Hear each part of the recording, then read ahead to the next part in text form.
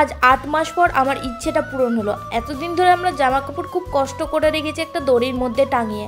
তো ফাইনালি আমরা আলমারিটা কিনে নিলাম। আমরা যে এতদিন কষ্ট করেছি সেটা কেউ দেখতে আসেনি, কিন্তু আমাদের খুদ ধরে কথা শোনানোর মানুষ অনেক আছে। আজ যদি আমি কষ্ট না করতাম তাহলে হয়তো এই দিনটা আমি দেখতে পেতাম না। হ্যালো বন্ধুরা, তোমরা কেমন আছো? আশা করি সকলে অনেক ভালো আছো, আর তোমাদের ভালোবাসা আমিও ভালো আছি। তো ফাইনালি ঢুকে গেলাম আমাদের নতুন ঘরে। তো এখন চকিটা ঢুকে যাচ্ছে। এরপরে আমরা চলে এসেছিলাম এই যে দোকানে, কারণ এখান থেকে আমাদের একটা জিনিস নেওয়ার আছে। পুরো ভিডিওটা তোমরা দেখলেই বুঝতে পারবে যে আমরা এখান থেকে কী নিয়েছি। তো এখান থেকে আমরা মাত্র 2টো জিনিস নিয়েছি, আর বেশি কিছু নিইনি। তো চলো পুরো ভিডিও দেখতে থাকো স্কিপ না করে।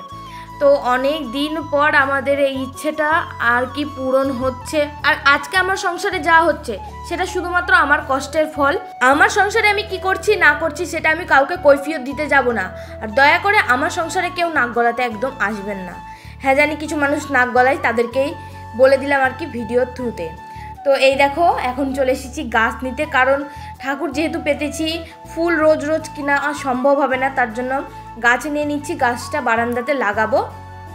তো এখান থেকে আমি 2টো গাছ নিয়েছি, একটা হচ্ছে জবা ফুলের গাছ, আর একটা এই যে এটাকে টগর বলছে, মানে এটা প্লেন টগর বলছে। একটা চাপা টগরও আছে, তো সেটা আমি আর নিলাম না, এই টগরটাই নিলাম। এটা নাকি 12 মাস হয়।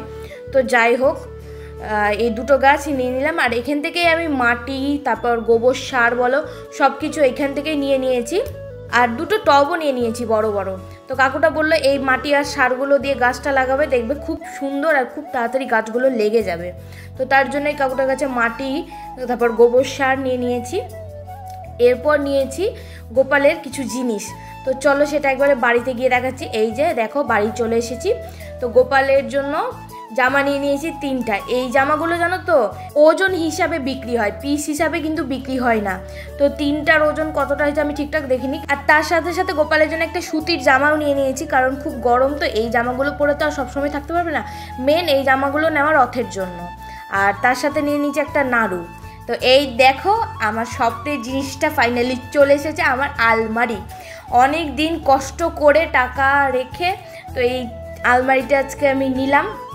পুরোটাই আমার কষ্টের ফল। আজ আমরা 8-9 মাস ধরে এত কষ্ট করে থেকেছি না, জামা কাপড় সব একটা ব্যাগের মধ্যে ভরে ভরে রাখতাম। তোমরা হয়তো ভিডিওতে দেখতেই পেয়েছো, একটা দড়ি টেঙে সেটার মধ্যে আমি জামা কাপড় রাখতাম, আর কিছু ভালো শাড়ি ছিল আমার, সেগুলো আমি ট্রলির মধ্যে ব্যাগের মধ্যে ঢুকিয়ে ঢুকিয়ে রাখতাম।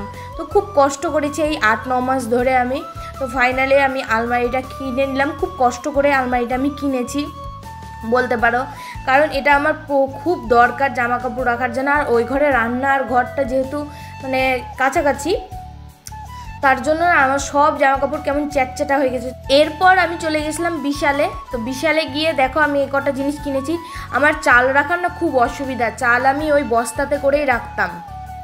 তো মা লক্ষ্মীকে যেহেতু ওইভাবে রাখতে হয় না, তাই জন্য স্টিলের চালের ড্রামগুলোর না অনেক দাম, তার জন্য আমি এই প্লাস্টিকে নিয়ে নিয়েছি। তো এটার মধ্যে 3টা আছে, তো আমার চাল আটা সব রাখা হয়ে যাবে।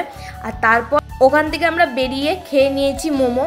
তো এখানকার মোমোটা খেতে খুব ভালো, কিন্তু আমাদের ওখানকার মোমোটা কি বলো তো, এমনি খাওয়া যায়, কিন্তু এখানকার মোমোটা না খেতে কেমন প্যাঞ্চা। তো মোমোটা আমি অনেক দিন পর খেয়েছি, তার কারণ যারা আমার ভিডিও থাকো তারা হয়তো জানো যে আমি প্রেগনেন্ট ছিলাম, তারপর আমার মিসক্যারেজ হয়ে গেছে। তো প্রেগনেন্ট থাকাকালীন নাকি মোমো খেতে হয় না। তো সেই সময় কি তার 1-2 মাস আগে থেকে আমি মোমো খাইনি। তো 6-7 মাস পর আজকে আমি মোমো খাচ্ছি। আর এই কোরিয়ান ম্যাগিটা না আমি বিশাল থেকে এনেছিলাম। খেতে এতটাই ঝাল, মানে তোমাদের কি করে বলবো, আমি ভেবেছিলাম ঝাল হবে, কিন্তু খুব ঝাল। এটা কোরিয়ানরা খায় কি করে আমি তো সেটাই বুঝে পাচ্ছি না। এর মধ্যে দেখো একটা লাল তেলের মতো দিয়েছে, এটা দেওয়ার সঙ্গে সঙ্গে তো আরও ঝাল। আমি যে ম্যাগিটা খেয়েছি পুরো মুখ আমার জ্বলে যাচ্ছিল। চিনি খেয়ে তারপর জল খেয়ে অনেকক্ষণ পর মুখ জ্বালাটা কমেছে। তো এই ম্যাগিটা ভুল করেও তোমরা ট্রাই করতে যেও না। আর দেখো ঘর পুরো অগোছালো হয়ে আছে, আর আলমারিটাও চলে এসেছে। তো এখন আমি পুরো ঘরটা ভালো করে গুছিয়ে নেব। পুরো ঘর ছেটানো আছে, আলমারির মধ্যে এখন একটা একটা করে সব জামা কাপড় আমি গুছিয়ে নেব। নিচে পুরো বিছানাতে সব জায়গাতে জামা কাপড় ছিটানো আছে। তো চলো, আমার শাড়ির তাকটা কিন্তু গোছানো হয়ে গিয়েছে, সেটাই তোমাদের দেখিয়ে দিচ্ছি। এই দেখো এখানে আমি শাড়িগুলো গুছিয়ে রেখেছি, আর উপরে রেখেছি শীতের জামা কাপড়। এখন চলো সম্পূর্ণ জামা কাপড় আগে ভালো করে গুছিয়ে নিই, তারপর তোমাদের পুরো ঘরটা দেখাবো যে কেমন হয়েছে। তার আগে তোমাদের গোপুর দর্শন করিয়ে দিই। এই দেখো আমার গোপুসোনাকে কেমন লাগছে নতুন জামা পরে। আজকে যেহেতু রথ, তো রথের দিনে গোপুসোনাকে আমি নতুন জামা পরিয়ে দিয়েছি। আর সিংহাসনটা দেখে নাও কেমন হয়েছে। তোমরা তো দেখেছিলে এর আগের ভিডিওতে আমি সিংহাসন নিয়েছি। আর এই জিনিসটা কিনেছি শুধুমাত্র ঠাকুরের খাবার, তারপর ধূপকাঠি এইসব জিনিস রাখার জন্য। তো চলো এখন আগে ঘরটা গুছাই, তারপর তোমাদের সাথে আবার কথা হচ্ছে। ফাইনালি আমার ঘর গুছানো কমপ্লিট। এই দেখো সব এখানে রিং লাইটগুলো সেট করে দিয়েছি। আর এইখানে আছে আমার আলমারিটা। এই দেখো ঘরটা এতদিন একটু দেখার মতো হয়েছে। ওই বাড়িটাতে যে আমরা কীভাবে ছিলাম আর কি কষ্ট করেছিলাম সেটা শুধুমাত্র আমরাই জানি। সব কিছুরই কষ্ট ছিল ওই বাড়িটাতে। তো এই দেখো আমার আলমারিটা পুরো গুছানো কমপ্লিট হয়ে গেছে। এই দেখো দেখে নাও তোমরা। আর তারপরে সন্ধ্যাবেলা না আজকে রথের জন্য এখানে পোলাও দিচ্ছিল। আমার না অনেক দিন ধরে খুব খেতে ইচ্ছা করছিল এই ঠাকুরের ভোগগুলো। আর মালদাতে থাকতে তো আমি ভোগ প্রসাদটা খুব খাওয়াতো, কিন্তু এখানে আসার পর আর ভোগ প্রসাদটা খাওয়া হয় না সেভাবে। তো একটা আইসক্রিম নিয়ে নিয়েছি। এরপরে দেখো বাড়িতে চলে এসেছি। আর আমরা মোট 6টা পাতা এনেছি, জানো তো, একটা একটা করে নিয়ে এসেছি। একসাথে তো আর এতগুলো দিবে না, সবাইকে একটা করে হাতে দিচ্ছে।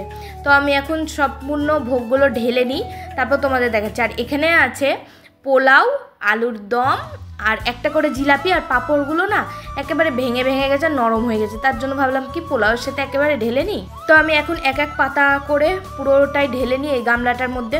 এই দেখো কতগুলো পোলাও হয়েছে। আমি ভাবলাম কি হবেই না, কিন্তু ঢালতে ঢালতে দেখছি 1 গামলা পোলাও, 1 বাটি আলুর দম আর জিলাপি দেখো এইটুকু আছে। মানে আমরা খেয়েছি যেহেতু জিলাপিটা, তো জিলাপি এইটুকু আছে। আর পোলাও দেখো খেয়ে তো আমার মন ভরে গেল। তারপরে আমাদের বাড়ির সামনে দিয়ে যাচ্ছিল একটা রথ। বাড়িতে বসে থেকে রথের দর্শন পেয়ে গেলাম। আজকের ভিডিওটা এখানেই শেষ করছি। ভালো লাগলে লাইক, কমেন্ট, শেয়ার করে দিও। তোমরা সবাই ভালো থেকো, সুস্থ থেকো।